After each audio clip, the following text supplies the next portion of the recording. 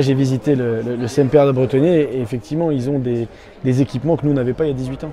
L'analyse de la marche, des balnéothérapies extrêmement sophistiquées, des exercices d'isocinétique, du matériel en tout cas qui permet encore plus de se reconstruire. Mais ce qui reste quand même le point commun, c'est le patient et le soignant et la relation en binôme. Le reste, c'est un outil et ils sont importants, mais ils ne sont pas essentiels. La priorité, c'est le travail qui va être fait entre le soignant et le patient. Des échanges extrêmement forts, ils vivent ce que moi j'ai vécu à 18 ans, alors même si les pathologies et les histoires sont différentes, mais l'accident et la reconstruction.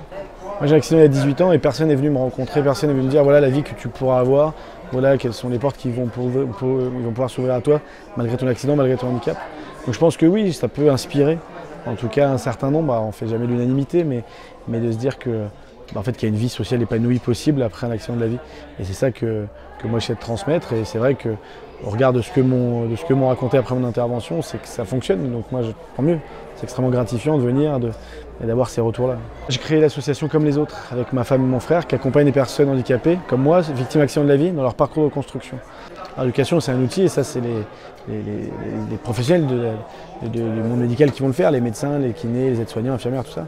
Nous, c'est de permettre à la sortie du centre de gagner du temps pour affronter l'hostilité de la société, que ce soit dans l'accès au droit, l'accès à la santé, au logement, à l'emploi, à la culture, au sport, à la sexualité. C'est de balayer tout ça pour que en fait, une personne handicapée dans une société en 2018 puisse être heureuse et épanouie. En centre, la norme, c'est nous. C'est un environnement complètement accessible, complètement privilégié, où tout est fait pour nous. Quand vous sortez, vous êtes confronté à la réalité de notre société, c'est-à-dire en France en 2018, vous êtes la minorité la plus discriminée. Vous n'avez pas accès à la cité comme une personne valide.